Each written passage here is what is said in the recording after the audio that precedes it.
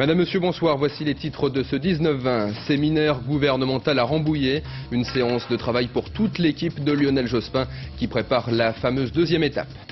Jacques Chirac et les retraites. Le président de la République invite le gouvernement à engager rapidement une réforme de fond du système des retraites en France.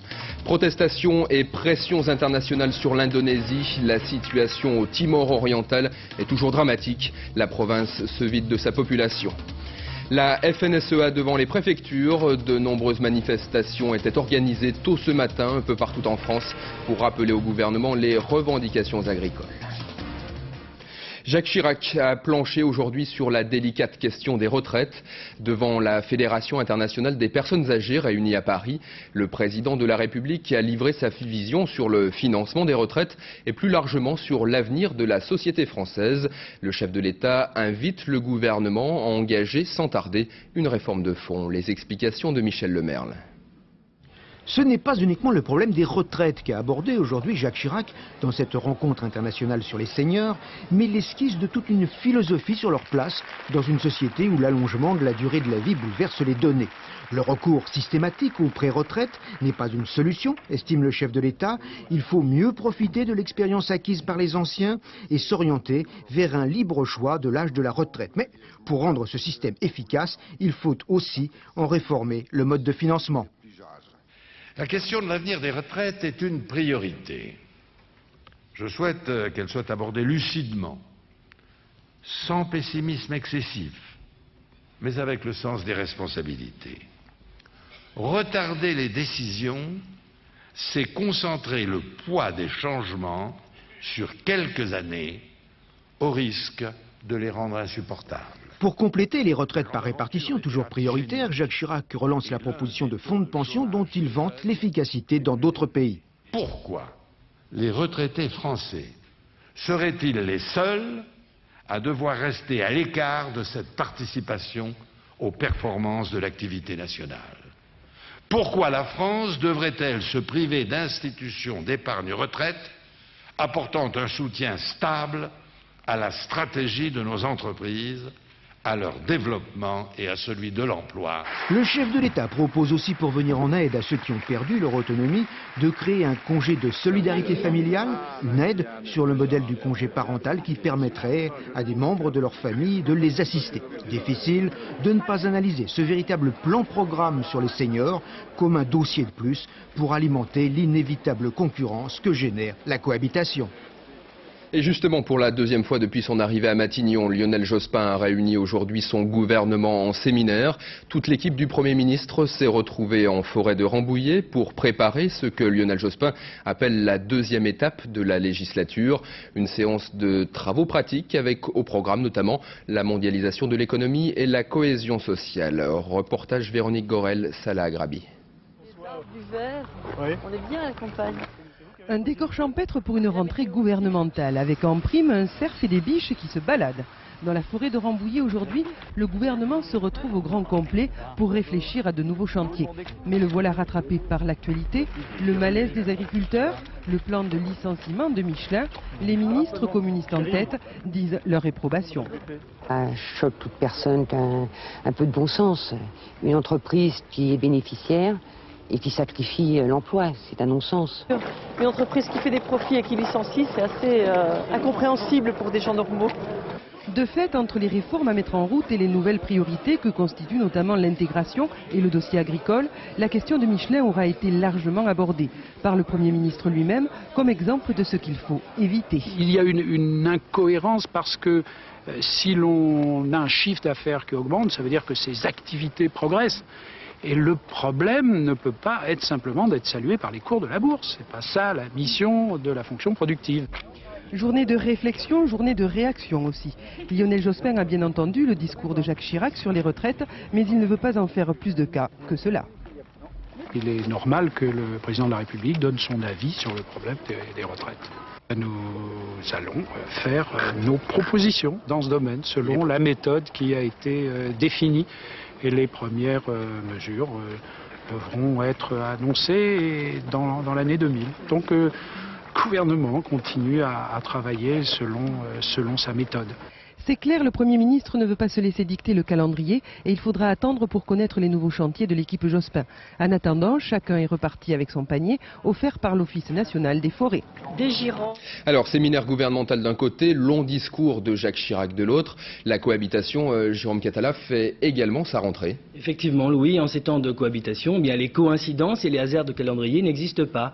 Alors bien sûr, selon l'Élysée, il ne s'agissait en aucun cas de lancer une polémique politicienne. Le président d'ailleurs est dans son rôle quand il évoque les grands problèmes de société, quand il avance des pistes dans ce dossier des retraites qui intéresse particulièrement une population française vieillissante. Seulement quand Jacques Chirac évoque l'urgence et les risques d'immobilisme, tout le monde, et d'abord ses propres amis politiques, traduisent par immobilisme du gouvernement. Et c'est bien l'un des angles d'attaque choisis par Jacques Chirac, comme par l'opposition, l'immobilisme présumé de Lionel Jospin, qui serait dû à un excès de prudence avant les échéances électorales de 2002. Alors, tandis que le gouvernement multiplie depuis la fin du mois d'août les annonces, le président, lui, insiste sur les questions cruciales qui restent en suspens. Autrement dit, face à la baisse du chômage, à celle programmée de la pression fiscale, Jacques Chirac répond en pressant Lionel Jospin d'agir sur les retraites. En fait, à partir de maintenant, le président et le Premier ministre vont se surveiller de près. Ainsi, le chef de l'État revient du sommet de la francophonie, le chef du gouvernement ira, lui, bientôt à l'ONU. Jacques Chirac assistera au mondial du labour la semaine prochaine, Lionel Jospin aussi. Bref, si le Premier ministre a annoncé une deuxième étape dans l'action de son gouvernement, on peut pronostiquer également une deuxième étape dans la cohabitation. Merci Jérôme. La Fédération nationale des syndicats d'exploitants agricoles avait demandé à ses militants de se lever tôt ce matin. Dès l'aube, en effet, quelques milliers d'agriculteurs ont manifesté devant les préfectures. Ils voulaient rappeler au gouvernement, qui était donc réuni en séminaire, leurs revendications. Mais la FNSEA voulait également reprendre l'initiative face à la médiatique Confédération paysanne. Lionel Cotu. Merci donc d'être venu une nouvelle fois à la préfecture pour rencontrer monsieur le préfet et lui dire un certain nombre de choses, notamment notre mécontentement par rapport à la situation de l'agriculture d'une manière générale. La préfecture de Poitiers est bloquée par quelques dizaines d'agriculteurs ce matin, même situation un peu partout en France. À l'appel de la FNSEA, le plus important syndicat national agricole, les agriculteurs voulaient par leur action faire comprendre au gouvernement les difficultés financières qu'ils rencontrent. Le revenu des agriculteurs, il est lié à deux choses. Bon, c'est vrai, c'est les prix de vente de nos produits, mais aussi les charges. Et aujourd'hui, on estime que le gouvernement, et notamment les politiques, ne font pas leur travail en la matière pour permettre aux agriculteurs de faire l'équilibre entre les recettes et les dépenses, c'est-à-dire dégager un revenu. Mais le grand rassemblement annoncé devant les préfectures a été en réalité peu suivi. À Grenoble, ils n'ont été qu'une trentaine à s'être déplacés avec leurs tracteurs. Peu de mobilisation, mais quelques actions spectaculaires. Les agriculteurs ont déversé leurs pêches invendues sur la chaussée à Perpignan. Et pourtant, la FNSEA espérait aujourd'hui relancer sa présence sur le terrain après la forte médiatisation de José Bové de la Confédération paysanne. Mais le patron de la FNSEA semble satisfait. Nous n'avions pas comme idée de manifester massivement. L'objectif était que dans tous les départements français, et quasiment tous les départements ont fait une action, nous demandons au Premier ministre de prendre des engagements concernant le revenu des agriculteurs, de maintenir les prix pour les produits en faisant enfin des véritables règles avec la grande distribution. Je crois que c'est indispensable si l'on veut que l'agriculture joue pleinement son rôle dans la société. Pendant ce temps, dans un hôtel parisien, les producteurs de foie gras, roquefort et échalotes, frappés par les taxes américaines, se réunissaient pour demander la reprise immédiate des négociations et des aides de l'Union européenne. Depuis plusieurs semaines maintenant, les producteurs de fruits et légumes mènent des actions dans toute la France pour dénoncer la chute des cours. Ils accusent la grande distribution de casser les prix. Dans la Drôme, Géraldine Deslinger et Loïc Lemoigne ont rencontré deux arboriculteurs, des producteurs de pêche, pour qui, vous allez le voir, les situations sont très différentes. Ceci n'est pas une manifestation mais une décharge. C'est ici qu'une fois par semaine finissent 40% des pêches produites par Vincent Deloche. Avec 70 hectares près de Valence, il ne s'en sort pas. Alors plutôt que de vendre à perte, il préfère détruire. Et les pays comme l'Italie inondent les marchés d'Europe du Nord avec des pêches à des prix bien inférieurs aux nôtres. Les charges sociales sont moindres pour eux. Donc l'Europe doit se faire, il faut qu'elle se fasse rapidement pour nous. Sinon, aujourd'hui, la production française de pêche est amenée à disparaître. Découragé, Vincent Deloche a laissé pourrir une partie de ses fruits sur les arbres. Le reste de sa récolte finit dans les frigos de la Fruval, le groupement de producteurs auquel il adhère. En attendant que les prix remontent, il s'est uni à d'autres arboriculteurs pour ne pas vendre à perte. Mais cette année, la pression des grandes surfaces a été trop forte. On n'a pas pu vendre, surtout depuis le double affichage, depuis le 15 août. 15-16 août, la grande distribution nous a laissé tomber encore une fois de plus. On a vendu ce qu'on a pu, on s'était donné de ne jamais descendre en dessous de 4 francs. Nous avons été obligés de défendre un coût de 4 francs le kilo. À quelques kilomètres de là, Michel Terrail fait de la vente directe. Contrairement à ses collègues, il n'a pas de frais de conditionnement. Les intermédiaires n'ont pas de prise sur sa récolte. Qu'est-ce qu'on voulait demander? Tout est vendu à la ferme et avec 10 hectares, il vit bien.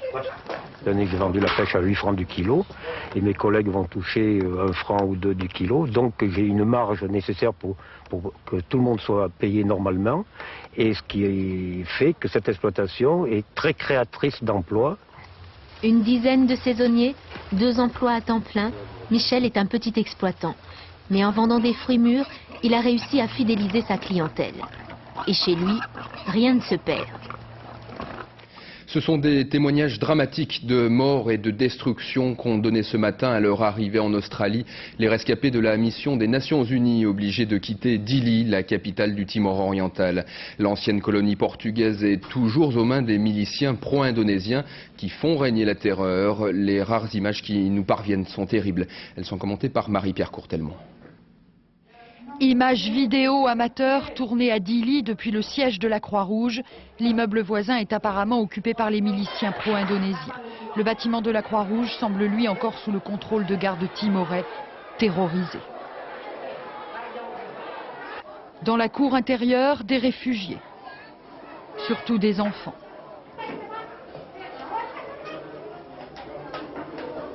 Dans les chambres, des journalistes qui vivent désormais enfermés. Et partout dans les rues de la ville, la même fuite. Sur le port, la ruée vers les bateaux. Et le long des avenues, les contingents de l'armée indonésienne. Que surveillent-ils encore? Au vu de ces images, il semble qu'il ne reste plus ici que des décombres. Autre séquence, la nuit, qui donne à ces réfugiés, s'il fallait en rajouter, un regard halluciné. Ils fuient les villes et les villages du Timor oriental, leur premier refuge, la forêt, où se trouvent déjà les résistants guérilleros. Hier, les militaires indonésiens ont évacué le personnel de l'ONU à Dili. Tout se passe apparemment dans le calme, mais l'un des leaders de l'opposition est arrivé aujourd'hui au Portugal. Lui raconte un pays dévasté. Je ne sais pas quelle est la stratégie de l'Indonésie, mais quand Xanana Gusmao, qui vient d'être libéré, arrivera à Dili, il risque de trouver une ville fantôme, juste des pierres, des arbres, des animaux, mais pas de Timorais. Quelques centaines de réfugiés sont arrivés en Australie, dans le nord du pays, à Darwin. Ils devraient être hébergés dans des camps de réfugiés. Et devant cette situation de chaos et l'intransigeance affichée par les autorités indonésiennes, la communauté internationale multiplie les pressions sur le régime de Jakarta. Jacques Chirac s'est dit prêt à envoyer des soldats français au sein d'une force de maintien de la paix. Bill Clinton est également favorable à l'envoi de troupes, mais l'Indonésie a décliné l'offre. Philippe Pister. Le ton monte. Hier soir, le président américain Clinton exhortait l'Indonésie à accepter l'intervention d'une force internationale au Timor oriental. Aujourd'hui, il exige et accuse. Il est maintenant clair, dit-il par communiqué cet après-midi, que l'armée indonésienne aide et encourage les violences perpétrées par les milices. C'est inacceptable. Au Vatican, le pape et la hiérarchie catholique ne mâchent pas leurs mots. On peut malheureusement parler déjà de génocide. Ce génocide n'a d'ailleurs pas épargné l'Église catholique. Nous avons eu cet après-midi la nouvelle du massacre entre 30 et 40 collaborateurs de la Caritas locale. Mais à Jakarta, le président indonésien Bibi et ses généraux n'en démordent pas. Malgré les pressions occidentales, les menaces de rétorsions économiques, il n'est toujours pas question d'autoriser la présence de soldats étrangers au Timor oriental. En tout cas, pas dans l'immédiat. Nous ne désapprouvons pas l'idée d'une force internationale de maintien de la paix, nous dit enfin diplomate, le chef d'état-major indonésien Wiranto. Pour ajouter, mais ce n'est vraiment pas le moment approprié. Alors, ce soir, le secrétaire général de l'ONU, Kofi Annan, en est réduit à exhorter lui aussi les Indonésiens à accepter l'intervention étrangère. Sinon, dit-il, les dirigeants de Jakarta seront tenus pour responsables des crimes contre l'humanité commis dans l'ancienne colonie portugaise. Environ 300 Albanais du Kosovo s'en sont pris violemment cet après-midi aux soldats français de la KFOR. Les affrontements se sont déroulés à proximité du pont de Mitrovica qui sépare la ville entre Serbes au nord et Albanais au sud. Une dizaine de manifestants ont été blessés, dont un grièvement, après des tirs de grenades déclenchés pour disperser des dizaines de Kosovars, en majorité très jeunes. Hier soir déjà, de violentes échauffourées avaient opposé les deux communautés. Une centaine de personnes avaient été légèrement blessées, dont des soldats français. Le colonel Kadhafi est-il à nouveau fréquentable? Pour célébrer le 30e anniversaire de la révolution libyenne et à l'occasion du sommet de l'OUA, il vient d'accueillir de nombreux chefs d'État africains. Mais la France est également représentée officieusement par un ancien ministre de la coopération proche de Jacques Chirac. Une présence qui a provoqué la colère de l'association des victimes de l'attentat du DC-10 du TA attribué à la Libye. Clément Veyrenal. 43 chefs d'État africains autour du colonel Kadhafi, c'était il y a 3 jours à Tripoli pour célébrer l'anniversaire de la révolution libyenne. Étaient présents également à la tribune officielle Jacques Godefrin, l'ancien ministre français de la coopération, et Abdallah Senoussi, chef des services secrets libyens, condamné par contumace au printemps dernier par la cour d'assises de Paris. Abdallah Senoussi fut il y a 10 ans l'organisateur de l'attentat contre le DC-10 du TA. Les victimes de l'attentat du DC-10 ont été très choquées. Un député français, ancien ministre de la coopération, qui accepte de s'asseoir auprès d'un criminel qui a été reconnu coupable par une cour d'assises française du meurtre de 170 personnes, qui a été condamné à la peine la plus forte, la réclusion criminelle à perpétuité. Jacques Godefrin souligne qu'il n'était là qu'à titre personnel, en ami de l'Afrique, précise-t-il, et qu'il a longuement réfléchi avant de se rendre à Tripoli.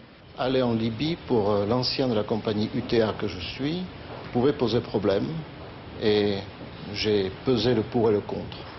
Mais à partir du moment où le gouvernement libyen cherche une nouvelle honorabilité internationale et cherche à trouver les voies juridiques et judiciaires pour aborder le dossier UTA positivement, à partir de là, je pouvais aller en Libye. Mais on a vu Abdallah Senoussi à vos côtés quand même.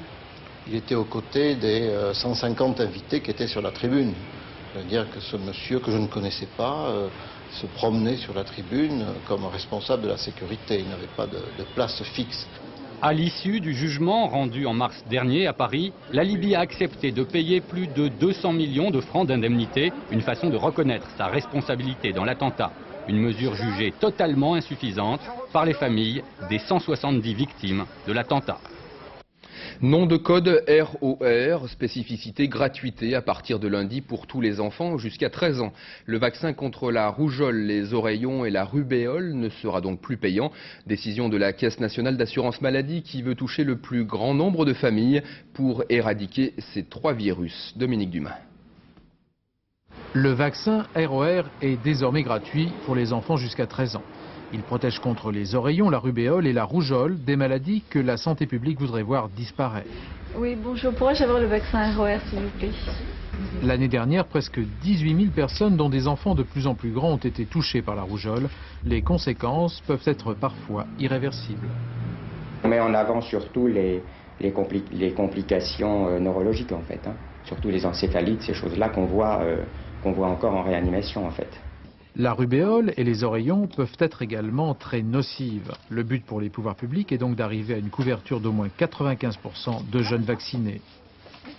Le taux à l'heure actuelle est de 85%, donc il y a eu une progression assez importante au cours des dernières années, mais pour qu'il y ait véritablement une éradication de cette maladie, c'est-à-dire plus d'épidémie, il faut pratiquement que tous les enfants soient vaccinés.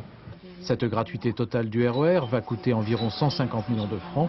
Le jeune devra recevoir 2 injections au cours de son enfance. La consultation du médecin est indispensable. De toute façon, c'est toujours le médecin qui vaccine l'enfant et donc le médecin fait toujours une ordonnance. Donc nous pouvons avoir à le délivrer avant la consultation médicale sur demande du médecin et nous régularisons la situation après sur présentation d'ordonnance. Sur le nombre d'enfants vaccinés, la France devrait combler son retard, notamment par rapport à la Scandinavie. Ce sont d'abord les parents qui sont concernés et donc responsables. Opération Ville Morte cet après-midi à Mer, dans le Loir-et-Cher, où les ouvriers de l'usine de literie Epeda organisaient une manifestation pour protester contre la fermeture du site. Une fermeture qui sera officiellement annoncée en début de semaine prochaine et qui touche plus de 400 salariés. Du très grand tennis, la nuit dernière à New York, Cédric Pioline a sans doute réalisé le meilleur match de sa carrière. Le Français a éliminé le Brésilien Kuerten en 4-7, très accroché et très spectaculaire. Pioline accède ainsi aux demi-finales de l'US Open. Retour sur un match d'anthologie avec Christian Réunif. Plus qu'un mano à mano, une véritable chanson de gestes. D'abord, il y a eu le doute. Puis l'espoir. Enfin, le soulagement. Il est minuit 10 heure française. Après 3h22 de jeu, c'est enfin l'heure de la balle de match.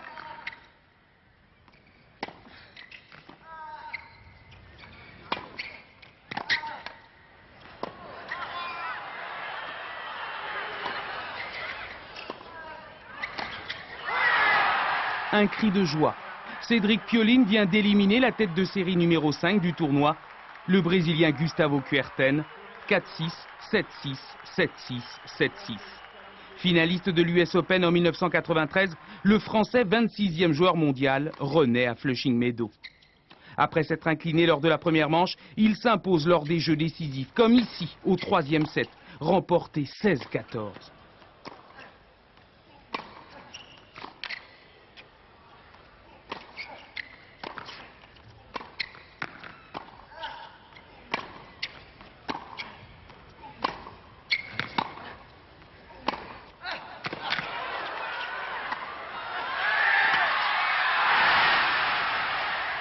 Gustavo Kuerten n'en revient toujours pas. Quant à Cédric Pioline, il attend sereinement la suite du tableau. Je crois que la première priorité est à la récupération pour que samedi je sois à 100% de mes moyens. Et la finale, pourquoi pas. Mais avant la finale, il y a la demi. Face à l'Américain Todd Martin, tombeur du Tchèque d'Osdel. Pour la deuxième fois de sa carrière, Cédric Pioline atteint les demi-finales de l'US Open, tout comme Todd Martin, qui aura l'avantage, lui, de jouer à domicile. Le créateur Kenzo, le plus parisien des Japonais, présentera son ultime collection début octobre. En effet, après 30 ans d'une éblouissante carrière, Kenzo a décidé de ranger les ciseaux. Mais son univers plein de couleurs et de fleurs ne s'arrêtera pas pour autant. Sabine Gorny. Une ovation et une sortie tout en élégance pour le plus parisien des Japonais, comme on l'avait surnommé. C'était en mars dernier. À son bras, Irina, dans une robe peau d'âne, clin d'œil à la dernière collection du siècle, et qui valut à son auteur le prix de la paix, décerné par les Nations Unies pour la première fois cette année. La plus belle récompense pour celui qui depuis 30 ans prône tolérance, harmonie et générosité dans son travail de couturier. Un humaniste, Kenzo, qui révolutionna à sa manière la mode parisienne en osant le folklore, le métissage. L'histoire d'une formidable réussite, celle d'un jeune déraciné débarqué à Marseille en 65 et qui, avec son talent et son infatigable sourire, allait gagner le cœur de Paris. À l'époque, il s'adresse aux jeunes et à la rue dans un style poétique, ethnique et décontracté. Une certaine idée de l'élégance pour cet homme timide, discret, fâché avec le français 30 ans après. Sélection chez une femme, c'est quand même une attitude, quand elle bouge, les charmes, les humours, gaieté, mais façon aussi s'habiller. En 83, il lance sa ligne pour hommes, puis son premier parfum, et en 93, succès oblige, la marque est rachetée par LVMH. À 60 ans, Kenzo, le sage, veut désormais profiter de la vie, voyager, voir des amis. Il a choisi son successeur, Gilles Rosier, à qui il a simplement recommandé de garder l'âme de sa mode, sa fraîcheur, sa gaieté, sans jamais se prendre trop au sérieux. C'est la fin de cette édition. Prochain rendez-vous avec l'information le soir 3 à 23h15 présenté par Roselyne Fèvre. Ce sera juste après Faut pas rêver avec Laurent Bignolas. Excellente soirée à toutes et à tous. À demain.